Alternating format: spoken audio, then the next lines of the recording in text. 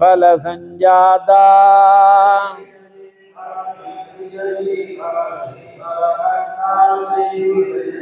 सुमति नंदन नरहरि नंदन दत्तदेव प्रभु श्रीपादा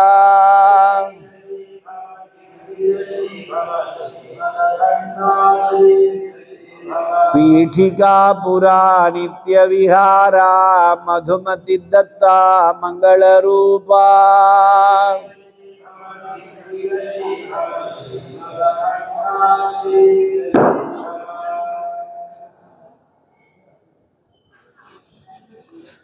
शांतानंद गुरुं देवं सच्चिदानंद विग्रहं सर्वदा सुप्रसन्नं ह्यवधूतं समाश्रये। नमः कूटस्थरूपायै चिद्रूपायै नमो नमः। नमो वेदांत वेद्यायै भुवनेशी नमो नमः। श्रीमद सद्गुरु शांतानंद महास्वामिகளுடைய பரிபூர்ண அனுகிரகத்தினாலேயும் அனைத்து குருமார்களுடைய ஒரு திருவருள் துணை கொண்டும் ஜெகன்மாதா புவனேஸ்வரி தேவியினுடைய பரிபூர்ண அனுகிரகத்தினாலே ஜட்ஜு சுவாமிகள் அதிஷ்டானம் ஸ்ரீ புவனேஸ்வரி பீடம் சார்பாக स्वयं प्रकाश सदाशिव अवधूता अறக்கட்டளை மூலமாக அனைத்துலக நலம் வேண்டி தொடர்ந்து செய்யப்பட்டு வரக்கூடிய சண்டி ஹோமத்தில் இந்த மாதம் ஆஸ்திக சமாஜம் வீனஸ் காலனி ஆழ்வார்பேட்டையில் சத்குருநாதர்களுடைய பரிபூர்ண அனுகிரகத்தினாலே தசமஹா வித்யா மந்திர சகித சண்டி ஹோமமானது கூட்டு வழிபாடாக சமஷ்டியாக சங்கல்பங்கள்லாம் செய்து தனித்தனியாகவும் சங்கல்பம் செய்து சமஷ்டியா பக்தர்களுடைய ஒரு ஒத்துழைப்பினாலையும் குறிப்பாக இந்த ஆஸ்திக சமாஜத்தை நடத்தி வரும் அறங்காவலர்கள் மதுரையில் இருக்கக்கூடிய பரத்வாஜ் அவருடைய அண்ணா மற்றும் இங்கே சித்ரா மாமி மற்றும் பக்தர்கள் அனைவருடைய ஒரு பேர் ஆதரவினால இந்த 10 நாட்கள் இங்கே மிக அற்புதமாக ஹோமங்கள்லாம் செய்யப்பட்டது. காளி, தாரா, திரிபுர சுந்தரி, புவனேஸ்வரி, திரிபுர பைரவி, சின்னமஸ்தா, தூமாவதி, பகலாமுகி, மாதங்கி, கமலாத்மிகா என்று சொல்லக்கூடிய தசமஹாவித்யா மந்திரத்துடன் சேர்த்து இங்கே சண்டி ஹோமம் செய்து இன்றைய தினம் மகா பூர்ணாகுதி வைபவமானது நடைபெற உள்ளது. நாம் அனைவரும் மனிதர்கள், மனிதராக பிறப்பதற்கே தவம் செய்திருக்க வேண்டும். துர்லபம் மானுஷன் ஜென்மா தெய்வானுகிரக ஹேதுகம் அப்படின்னு விவேக சூடாமணியிலெல்லாம் மனுஷ்யத்துவம் முமுக்ஷுத்துவம் மகாபுருஷ சம்ஸ்ரயா அப்படியெல்லாம் சொல்கிறார். இந்த மனித ஜென்மா ஏற்படும் பொழுதே நாம் தேவர்களுக்கு உரிய ஒரு காரியங்களை செய்வதற்காகவும் ரிஷிகளுக்கு உரிய ஒரு வேலைகளை செய்வதற்காகவும் அப்பா அம்மாவுக்கு உரிய ஒரு வேலைகளை செய்வதற்காகவும் தான் நமக்கு இந்த உடல் கொடுக்கப்பட்டிருக்கிறது. இதுதான் வேதங்களிலே ஆத்மாவை புத்திரநாமாசி, பிரஜாவை புத்திரநாமாசி இப்படியெல்லாம் சொல்லி வாழையடி வாழையாக இந்த தர்மம் தழைத்திருப்பதற்காகத்தான் இந்த மாதிரி எல்லாம் எல்லா விதமான ஒரு காரிய கிரமங்களையும் மகரிஷிகள் நமக்காக வழிவகுத்து கொடுத்துள்ளார்கள். அந்த மகரிஷிகளால் ஏற்படுத்தப்பட்டது தான் அத்தனை மகாமந்திரங்களும். அவர்கள்லாம் உங்களுக்கு காட்டில் உட்கார்ந்து வாதாம்பு பர்ணாசனாக அப்படி சொல்லுவார். அடிக்கிற காற்றை சுவாசம் பண்ணி ஆகாரமாக சாப்பிடுவார்கள். ஓடுற ஜலத்தை எடுத்து சாப்பிடுவார்கள். தானாக விழுந்த பழம், தானாக விழுந்த இலை இவற்றையெல்லாம் சாப்பிட்டு உலக மக்கள் நன்றாக இருக்கணும்னு பிரார்த்தனை செய்து அவர்கள்லாம் மந்திர திரஷ்டாக்களாக மந்திரங்களை பார்த்தார்கள். அதுதான் ஆருஷம் என்று சொல்லுவோம். நாம் இப்போ நம்ம விரல்லையே காயத்ரி ஜபம் பண்ணுறோம், 10 வருது. இப்போ இந்த டிவி ரிமோட்லேயும் 10 தான் இருக்குது. 0 1 இருக்குது, 9 இருக்குது. அதுக்குள்ளே எத்தனை சேனலை மாற்றுறோம். அது முடியலன்னா மாடியில் போய் பெருசாக டிஷ்ஷு ஆண்டனா மாற்றி மாற்றி வைக்க வேண்டியது. அவனும் மாற்றி மாற்றி வச்சுட்டு போயிட்டு அது என்னமோ மாறி இருக்குது, அது அலவரிசை தெரியறது, அதோட திருப்ப வேண்டியது. இப்படியெல்லாம் இருக்கு. ஆனால் ரிஷிகள் என்ன பண்ணார்கள்னா, அங்கே உட்கார்ந்து உலகமெல்லாம் நன்றாக இருக்கட்டும்னு தபஸ் பண்ணும் பொழுது பல மந்திரங்களையும் தேவதைகளையும் பார்த்தாரு. நமக்கெல்லாம் எப்படி வீட்டுக்கு விலாசம் இருக்கோ அது மாதிரி ஒரு தேவதைக்கு தியான ஸ்லோகம் இருக்கு. இப்போ சாந்தாகாரம் புஜகசயனம் பத்மநாபம் சுரேஷம்னா அவருடைய உருவத்தை வர்ணிக்கிறது. உத்யதி நத்யுதி மிந்து கிரீட்டாம் துங்ககுஜாம் நயனத்ரயுக்தாம் ஸ்மேரமுகீம் வரதாம் குஷபாஷ அபீதிகராம் பிரபஜி புவனேஷீம் புவனேஸ்வரி தியானம் श्यामनिभवेदकरवह्नि नयनं स्यात् पंगजवराभय जपाक्षवलयुक्तम् अंगहिमभूषणविचित्रससनं स्यात् तुंगमकुटोज्ज्वल मनोन्मणि स्वरूपम. மனோன்மணியோட தியான ஸ்லோகம். இப்படி காட்டில் ரிஷிகள் தபஸ் பண்ணி அவர்கள் பார்த்ததை தியான ஸ்லோகமாகவும் அதற்குரிய மந்திரங்களாகவும் எழுதினதுனால தான் அவர்கள் ரிஷி என்று சொல்கிறோம். அவர்கள் வேதத்தை அனுசரித்து புராணங்களையும் மூல மந்திரங்கள், ஸ்தோத்திர மந்திரங்கள், மாலா மந்திரங்கள், பீஜாட்சர மந்திரங்கள், ஒவ்வொரு மனிதனுக்கு பஞ்சதச திதி ரூபேன காலஸ்ய பரிணாமம் அவலோகனஸ்திதி பஞ்சதச நித்யாக. நம்ம தமிழ்நாட்டில் தான் நட்சத்திரத்தை பிறந்த நாளாக நாம் வைத்துக் கொள்கிறோம். தமிழ்நாட்டை தாண்டி இந்த பக்கம் கர்நாடகாவோ அல்லது ஆந்திராவோ போயிட்டோம்னா பிறந்ததையே திதி தான் வைத்துக் கொள்வார்கள். காரணம் என்னன்னா, பஞ்சதச திதி ரூபேன காலஸ்ய பரிணாமம் அவலோகன ஸ்திதி பஞ்சதச நித்யாக. பஞ்சதச அந்த 15க்கும் நித்யா தேவிகள் இருக்கிறார்கள். அந்த பஞ்சதச திதி ரூபமாக எல்லாத்தையும் மகரிஷிகள் அப்படியே காட்டுல இருந்து நமக்காக பார்த்து எழுதி வச்சது தான் இத்தனையும் மந்திரம் ஓலைச்சுவடியில் இருந்தது. அதுக்கப்புறமா என்ன ஆச்சுன்னா, யுகந்தோறும் மக்களுக்கு சொல்லி கொடுப்பதற்காக கிருத்தயுகத்தில் பகவான் சத்யதேவர் அவதாரம் செய்து ஜெகத்குருவாக விளங்கி உலக மக்கள் அனைவருக்கும் போதனை செய்து காப்பாற்றினார். கிருத்தேது பகவான் சத்யா திரேதாயாம் தத்தையேவச்சா. திரேதாயுகத்தில் தத்தாத்திரேயர் அவதாரம் செய்து ஜெகத்குருவாக விளங்கி அனுகிரகம் செய்தார். துவாபர யுகத்தில் வேதவியாசர் அவதாரம் செய்து ஜெகத்குருவாக இருந்து அனுகிரகம் செய்தார்கள். இப்ப நடந்திருக்கக்கூடிய கலியுகத்தில் ஆத்யசங்கர பகவத்பாதால் அவதாரம் செய்து அதெல்லாம் அப்படியே நமக்கு புரியும்படியாக எப்படி நாம் வாழ்க்கையில வாழணும், எந்த மாதிரி உபாசனைகளை செய்யணும் அப்படிங்கிறதுக்கெல்லாம் அவர் வழிவகுத்து கொடுத்து ஷண்மத உபாசனை, அந்த உபாசனையெல்லாம் சீராக நடப்பதற்காக ஆம்நாய பீட்டங்கள் எல்லாத்தையும் ஸ்தாபனம் செய்து ஆதிசங்கரர் நமக்கு அனுகிரகம் செய்தார். 3 யுகத்தில் இந்த சந்நியாச தர்மம் தழைத்து ஓங்கிதான் இருந்தது.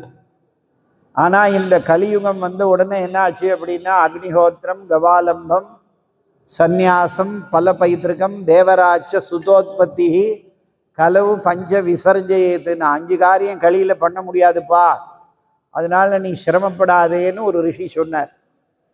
தினந்தோறும் நான் வேள்வி செய்கிறேன், அக்னிஹோத்திரம் பண்ணுறேன்னா உன்னால முடியாது.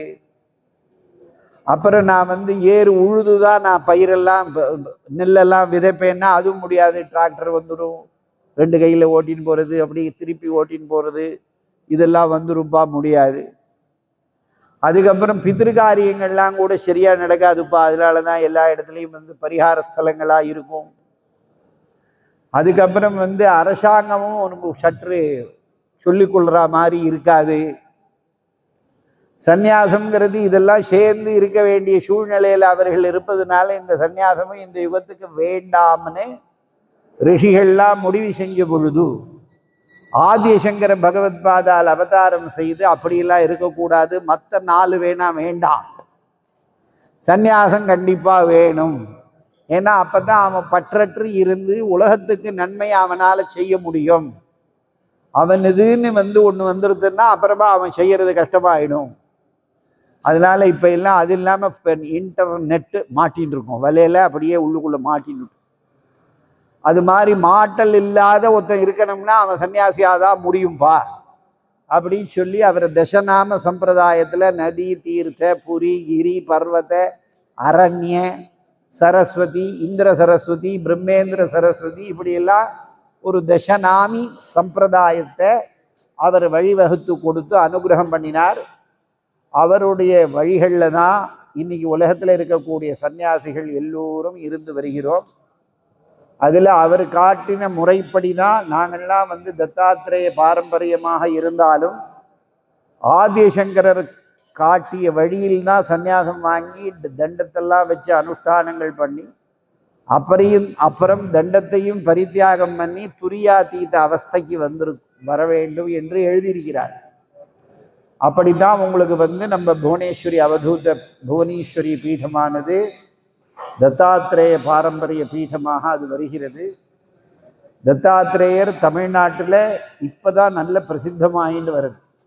இப்போ கிட்டத்தட்ட எனக்கு தெரிஞ்ச ஒரு 12-13 க்ஷேத்திரங்கள் இன்னைக்கு வந்தாச்சு உங்களுக்கு, தத்தாத்திரேயருடைய க்ஷேத்திரம்.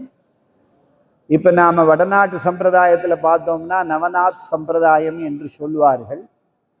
கிருதே ஜனார்தனோ தேவஹா திரேதாயாம் ரகுநந்தனஹா துவாபரே ராமகிருஷ்ணவுச்சே கலவு ஸ்ரீபாத வல்லபஹா. ராமேஸ்வரம் எப்படி நமக்கெல்லாம் போய் திலஹோமங்கள்லாம் பண்ணுறதுக்கு ஒரு இடமா இருக்கோ, அதே மாதிரி இந்த பீட்டாபுரம்னு இந்த ராஜமுந்திரி சாமல்கோட் பக்கத்தில் ஒரு 15-16 கிலோமீட்டர் போனால் பீட்டாபுரம்னு அங்கே தத்தாத்திரேயர் கலியுகத்தில் அவதாரம் பண்ணியிருக்கார்.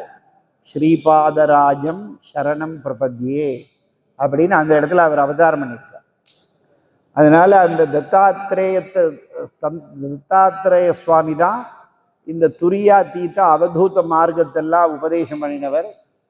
அதனால ஜட்ஜி சுவாமிகள், ஸ்வயம் பிரகாச சுவாமிகள் வரைக்கும் அவதூத சந்நியாசிகளாக இருந்து உலகத்துக்கு அனுகிரகம் பண்ணினார்கள். அப்புறம் அடியனுடைய குருநாதர் சாந்தானந்த சுவாமிகள் வந்த உடனே வஸ்திரத்தோடு இருந்து துரியாதீதத்தில் இருந்து நாம் உலக மக்களோட மக்களாக இருந்து மக்களுக்காக ஒரு தெய்வ பணிகளை செய்ய வேண்டும் என்று முடிவு செய்து 1956ஆம் ஆண்டு புவனேஸ்வரியை சித்திரப்படமாக எழுதி கோடி அர்ச்சனை செய்து அது முதற்கொண்டு மகரிஷிகள் என்னென்ன மந்திரங்கள் சொல்லி இருக்கிறார்களோ அத்தனை மந்திரத்தையும் புதுக்கோட்டையில் ஹோமங்கள்லாம் செய்து வந்தார்கள்.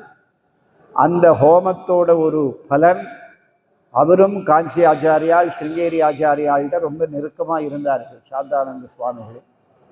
61 இளையாற்றங்குடிக்கு மகாபரிவா வரும்பொழுது புதுக்கோட்டைக்கு வந்து புவனேஸ்வரியை இந்த இடத்துல தான் வைக்கணும்னு 2 பேரும் தேர்ந்தெடுத்த இடத்துல தான் இப்போ நாம் புவனேஸ்வரியை வச்சு பிரதிஷ்டை பண்ணியிருக்கோம்.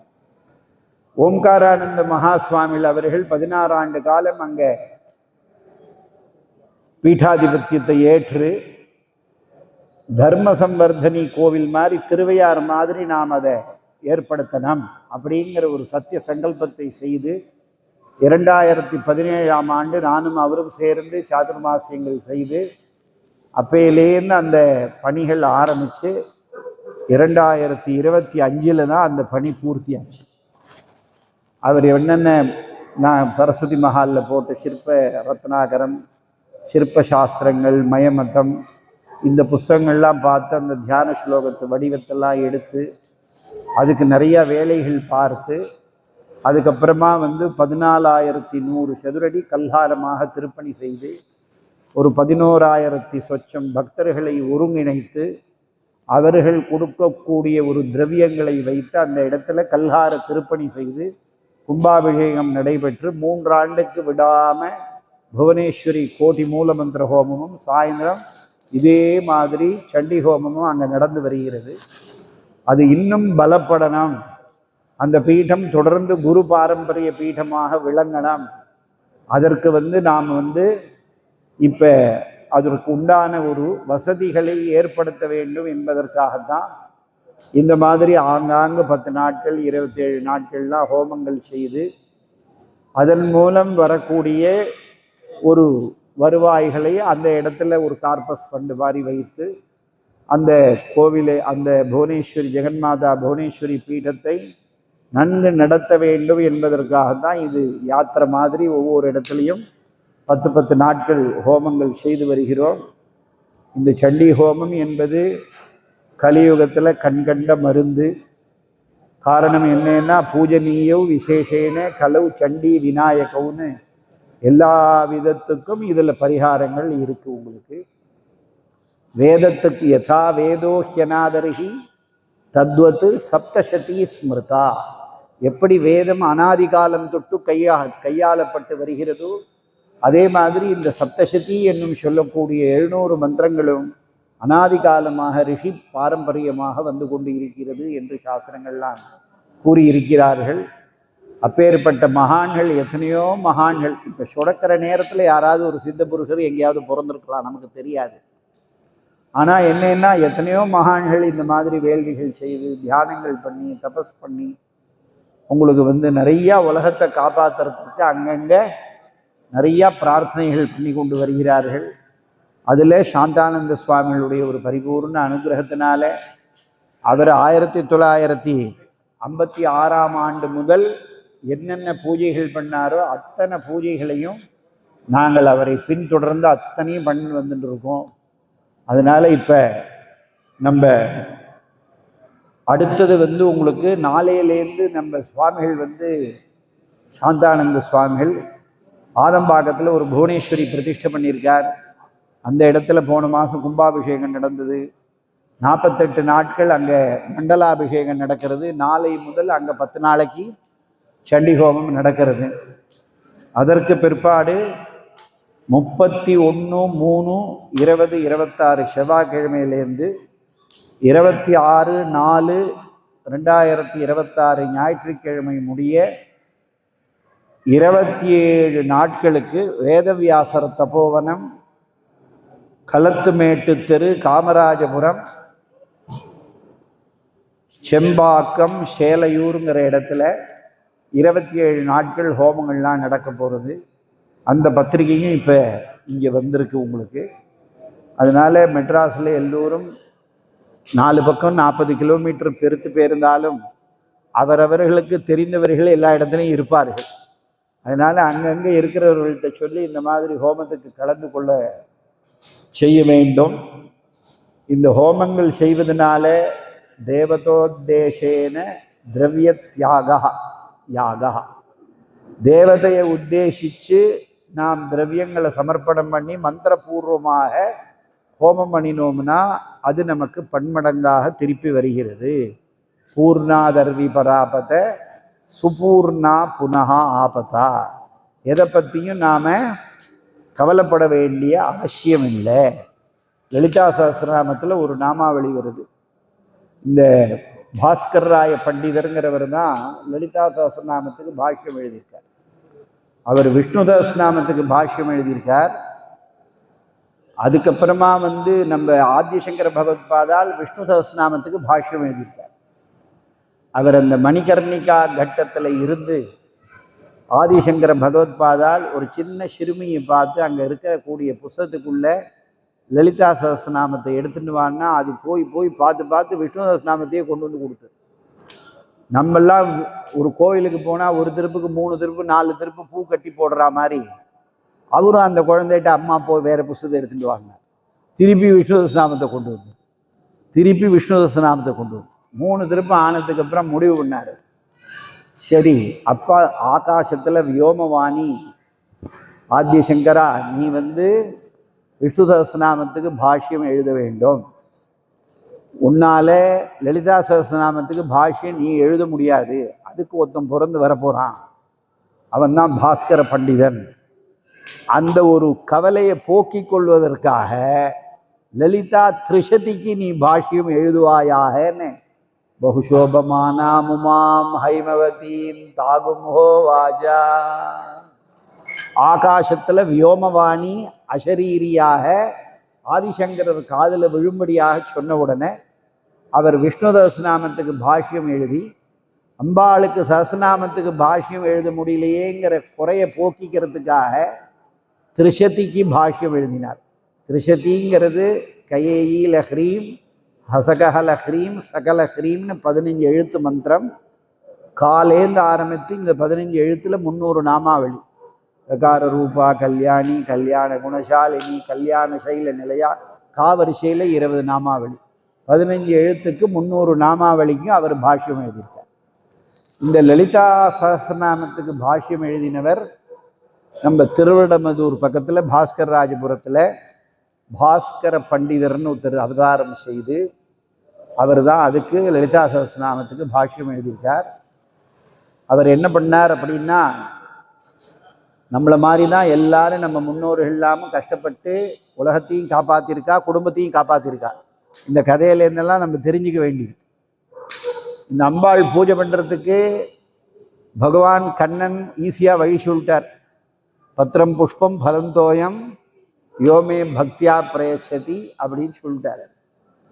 அதே மாதிரி ஸ்ரீவித்யிலையும் ஆரம்பத்தில் சங்கல்பமே யதாசக்தி யதாமதி யதா லப்த திரவியேன சக, என் புத்திக்கு எட்டியவாறு என்னுடைய சக்திக்கு ஏற்றவாறு எங்கிட்ட இருக்கிற பொருட்களை வச்சு நான் பூஜையை பண்ணுறேங்கிற மாதிரி ஒரு சங்கல்பத்தோடு தான் ஆரம்பிக்கிறோம். ஆனால் என்ன ஆச்சு அப்படின்னா, இந்த சதுஷ்டியா தந்திரங்கள்னு 64 தந்திரங்கள் இருக்கு. அதில் என்ன போட்டிருக்கு அப்படின்னா, தங்கமயமான பாத்திரங்கள்லாம் வச்சு பூஜை பண்ணணுங்கிற மாதிரி எல்லாம் அந்த ஸ்ரீவித்யா ரத்ன சூத்திரம் தந்திர சாஸ்திரங்கள்லாம் இருக்கு. அவர் என்ன பண்ணார், பாஸ்கர பண்டிதர்னா அவர் கொஞ்சம் ஏதோ ஒன்றும் நம்ம இது அம்பாளுக்கு தங்க பாத்திரம் வச்சு பூஜை பண்ணியே ஆகணுங்கிற ஒரு இதில் ஒரு 4-5 பேர்கிட்ட கடனை வாங்கி அவர் பாட்டு என்ன பண்ணாருன்னா பூஜை பண்ணிகிட்டே இருக்கார். அம்பாள் ஆச்சு, தேதி வந்துடுது, எல்லாம் கடனெல்லாம் கொடுக்க வேண்டியிருக்கு, என்ன பண்ணுறது இவருக்கு புரியல. இவர் நேரம் என்ன பண்ணாருன்னா, அந்த காலத்துலலாம் மஞ்சக்காணி சொத்துன்னு ஒரு சொத்து வரும் உங்களுக்கு. மஞ்சக்காணி சொத்துன்னு சொல்லி மனைவி வீட்டு சீதனமாக கணவனுக்கு கொடுப்பார். இந்த காலத்து மாதிரி வசதிகள் அப்போ இல்லை. அதனால அவருக்கு 2 மனைவிகள் இருந்த காரணத்தினால உங்களுக்கு என்ன ஆச்சுன்னா, அவ 2 பேரையும் கூப்பிட்டு, அம்மா நீங்கள் போய் ஏதாவது வாங்கிட்டு வந்துடு, நான் இங்கே பூஜை பண்ணிகிட்டு இருக்கேன், நம்ம எல்லாருக்கும் கடனை சீக்கிரமாக கொடுத்து முடிச்சு விடலாம் அப்படின்னு சொல்லி மனைவியை அனுப்புகிறார். அனுப்பிட்டு இவர் உட்காந்துட்டு அந்த இந்த கட்டிஷா கூட மாதிரி அந்த அம்மாலாம் சாப்பாடெல்லாம் எடுத்துகிட்டு இப்படி ரெட்டை மாட்டு வண்டியில் மெதுவாக போயின்னு இருக்கலாம். இவர் உட்கார்ந்து சஹஸ்ரநாமத்தை சொல்லி அர்ச்சனை பண்ணுறார். ஓம் ஸ்ரீமாத்ரே நமஹ, ஸ்ரீ மகாராஜ்ஞி நமஹ, ஸ்ரீமத் சிம்ஹாசனேஸ்வரியை நமஹ. அதில் அபர்ணாயி நமஹான்னு ஒரு நாமாவளி வருது. அபர்ணாயி நமஹாங்கிற நாமாவளிக்கு என்ன அர்த்தம்னா, பரமேஸ்வரனை வேணும்னு பிரார்த்தனை பண்ணும் பொழுது பார்வதி தானாக மரத்திலேருந்து விழுந்த இலையை கூட சாப்பிடாம தபஸ் பண்ணினதாக ஒரு அர்த்தம் இருக்கு. ஆனால் இவருக்கு அதுக்கு மேலே நாமாவளி நினைவே வரல. அபர்ணாயை நமஹா, அபர்ணாயை நமஹா இதையே பண்ணுறார். இவர் மனசில் என்ன நினைச்சாருன்னா, அம்மா என்னுடைய கடனெல்லாம் நீ போக்கிடுவல்ல, ரிணமிஷ்ட மதத்வைவே கின்னாம ஜபதோ மமா சிவே கதமபர்ணே தீ ரூடிர் பாராயதேதி. நான் ஏதோ ஒன்று பூஜை பண்ணணுங்கிற ஆசையிலே 10 பேருக்கு நல்லது பண்ணணும், உலகத்துக்கு நல்லது கிடைக்கணுங்கிற ஆசையில தான் பூஜை பண்ணினேனே தவிர என்னுடைய அகங்காரத்துக்கோ மமகாரத்துக்கோ நான் பூஜை பண்ணலை. என்னை இந்த கடனெல்லாம் நீ எனக்கு போக்கிடுவில்லை, அப்படியே அந்த நாமாவளியை சொல்லி சொல்லி பூஜை பண்ணிகிட்டே இருக்கேன். கொஞ்ச நேரத்தில் திரும்பி பார்த்தா இவர் யாருக்கு ப்ரோ நோட் போட்டு கடன் வாங்கினாரோ அவன் அத்தனை பேரும் சாட்சாகமாக நமஸ்காரம் பண்ணி அதெல்லாம் அந்த பேப்பரெல்லாம் வச்சுட்டான். என்னன்னா இவர் நினைக்கிறார், என்னப்பா நம்ம இப்போ தான் மனைவியை போய் வாங்கிட்டு வர சொல்லியிருக்கோம், அதுக்குள்ளே இவன் கொடுத்து விட்டாங்கிறா, நான் இந்த ஒரு நாமாவளிக்கு மேலே நமக்கு மனசில் வேறு எதுவும் வரலையே யோசனை பண்ணுறார். அப்போ ஒரு ஆகாசவாணி கேட்குறது, ஏன்னா கடன் வாங்கினது உங்கள் 3 பேருக்கு தெரியும்ப்பா, அதனால நான் என்ன பண்ணேன்னா அம்பாள் வந்து உன் மனைவி ரூபமாக போய் கடன் வாங்கினவன்ட்டெல்லாம் அடைச்சுட்டேன் நான். அதனால வந்து இங்கே வந்து அவன் உன்னை நமஸ்காரம் பண்ணுறான். அதனால நீ இனிமேல் கவலைப்படாமல் என்னை பூஜை பண்ணி உனக்கு எல்லாம் நடக்கும்னு அம்பாள் அனுகிரகம் பண்ண. எப்படி ஆதிசங்கரருக்கு ஒரு யோமவாணி அசரீரி கேட்டு அவர் திரிசதிக்கு பாஷ்யம் எழுதினாரோ அதே மாதிரி இவருடைய ரிணங்கள்லாம் போச்சு. அபர்ணாயி நமகான்னா கடனை போக்குபவள். எந்த கடன் வேணாலும் இருக்கலாம். ஏன்னா ரிண அனுபந்த ரூபேன பசு பத்னி சுத ஆலயா ரிணக்ஷயே க்ஷயம் யாந்தி கா தத்திர பரிதேவனா.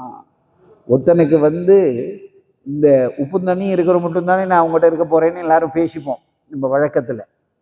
உப்பு தண்ணி இருக்கிற மட்டும்தானே இந்த இடத்துல நான் இருக்க போறேன் அப்படின்னு. அது மாதிரி நமக்கு யார் மனைவியாக வரணும், நாம் என்ன வேலைகள் செய்யணும், நமக்கு என்னென்ன பகவான் கொடுக்கணும் அப்படிங்கிறதெல்லாம் நமக்கு ஒரு பாக்கியத்தோடு தான் இந்த இடத்துக்கு நம்மளை அமைச்சிருக்கார். அதில் நமக்கு சில சிரமங்கள் வந்தால் அந்த சிரமங்கள்லாம் போக்கிக்கிறதுக்கு தான் மகரிஷிகள் இத்தனை மந்திரங்களை நமக்கு சொல்லி கொடுத்திருக்கிறார்கள்.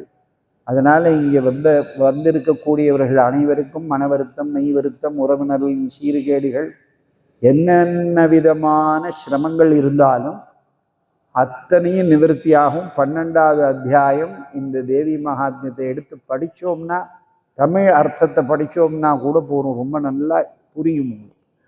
அதனால் அப்பேற்பட்ட மகாமந்திரம் இது. இந்த 700 மந்திரமும் 700 பீஜாட்சரங்கள் அடங்கியது. மந்திராத்மக சப்தசதின்னு ஒரு கிரந்தம் இருக்குது. ஒன்று ஜடி கோபேங்கிற சம்ஸ்கிருத தாத்துவிலிருந்து சண்டிங்கிற பதமானது வந்திருக்கு. சண்டின்னா ஒரு விதை எப்படி வெடித்து அப்படியே மரமாக ஆறதோ அது மாதிரி அந்த இடம் வந்து பூர்ணமாக பிரசித்தமாகிடும், எல்லாருக்கும் பரம ஆனந்தமும் கிடைக்கும். யா தேவி மதுகைடப சா சண்டி நவகோட்டி மூர்த்தி சகிதா மாம் பாத்து விஸ்வேஸ்வரி. 9 கோடி மூர்த்தியும் இந்த அம்பாள்கிட்ட அடக்கமாக இருக்குது. 3 உலகத்தையும் காக்கக்கூடிய பரதேவத்தை என்னையும் காத்தருள்வாயாக என்று பிரார்த்தனையோட அனைத்துலக நலம் வேண்டி ஒவ்வொரு இடத்துலையும் இந்த மாதிரி சண்டி ஹோமங்கள் பண்ணிக்கொண்டே வருகிறோம். அதனால் இதுக்கு எல்லோரும் தொடர்ந்து உங்களுடைய குடும்பங்கள்லாம் ஆனந்தமாக இருந்து உங்களுக்கு இருக்கக்கூடிய கஷ்டம் யாருக்காவது ஒன்றுமே வராது. அப்படி கொஞ்சம் கொஞ்சம் இருந்தாலும் அதெல்லாம் நிவர்த்தி ஆகி தொடர்ந்து வாழையடி வாழையாக இந்த ஹோமத்துக்கு கைங்கரியங்கள் செய்து எல்லோரும் அம்பிகையினுடைய அருளையும் சத்குருநாதர்களுடைய பரிபூர்ண அனுகிரகத்தையும் பெற வேண்டும் என்று நான் தினமும் ஜெகன்மாதா புவனேஸ்வரி தேவியையும் அனைத்து சத்குருநாதர்களையும் பிரார்த்தனை செய்து வாழ்த்தி மகிழ்கிறேன். ஜெய ஜெய புவனேஸ்வரி, ஜெய் குருதத்தா, ஸ்ரீ குருதத்தா, அவதூத் ரக்ஷ ரக்ஷா. பூர்ணாகுதி கொஞ்ச நேரத்தில்